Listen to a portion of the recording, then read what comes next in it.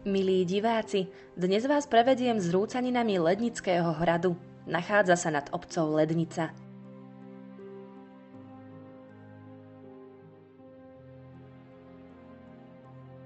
Hrad vznikol v druhej polovici 13. storočia.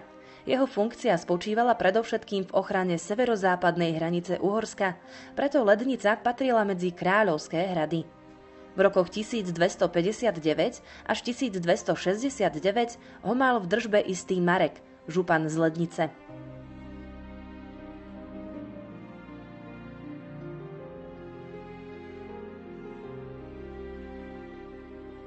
Začiatkom 14. storočia sa ho na prechodný čas zmocnil Matúščák Trenčiansky.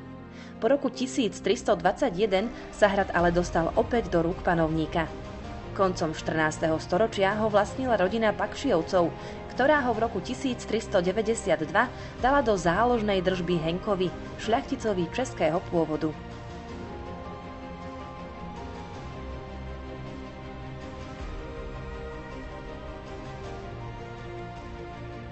Ešte počas vlády Žigmunda v prvej štvrtine 15. storočia sa majiteľmi Lednického hradu a panstva stali bratia Sobek a Matej Bielikovci zo Slieskej Kornice.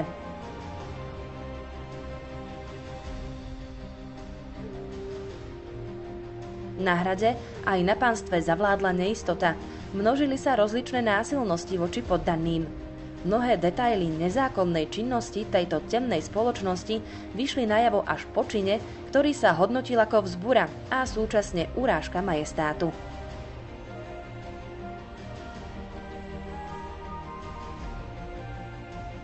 Na vojenskej akcii proti Lednickému hradu a pánstvu 11. septembra 1600 pod Turzovým vedením sa zúčastnilo 200 jazdcov a 500 pešiakov. Telekeši na túto vojenskú akciu proti svojmu sídlu nepočkal, pretože ešte v polovici augusta utiekol do Poľska a usadil sa na prechodný čas v Krakove.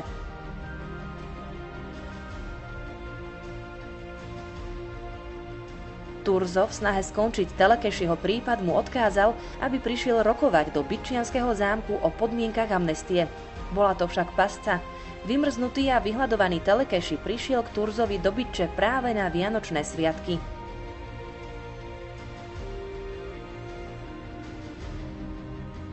Ten ho však na miesto rokovania uvrhol do zámockého väzenia. Pretože panovník odmietol aj jeho druhú žiadosť o milosť a ani Turzo za neho neintervenoval, Telekešiho cesta z väzenia viedla už len na popravisko.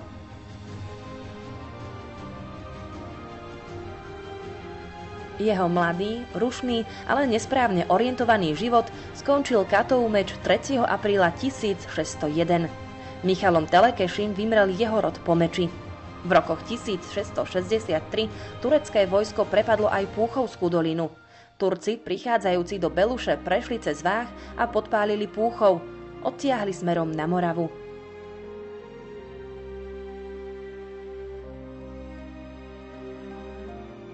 Cestou zbíjali, podpaľovali a vraždili. Lednického hradu, ležiaceho bokom, sa ani nedotkli. V búrlivom 17. storočí viaceré hrady na považí zmenili svoju podobu, pretože sa stali terčom vojenského útoku. Lednický hrad ale zostal zachovaný. Po roku 1830 však začal chátrať.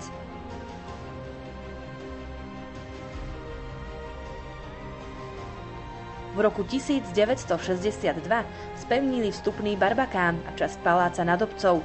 Rozsiahlejšie práce na záchrane sa začali však až v roku 2004, keď hrad získala do nájmu a neskôr do spoluvlastníctva Historicko-astronomická spoločnosť z Ilavy.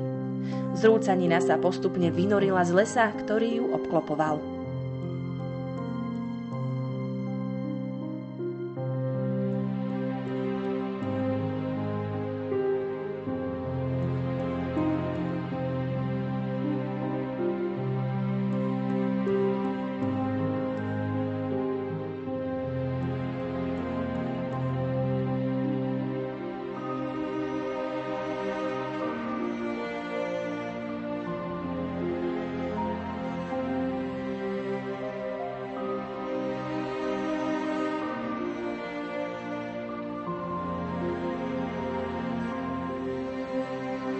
Thank you.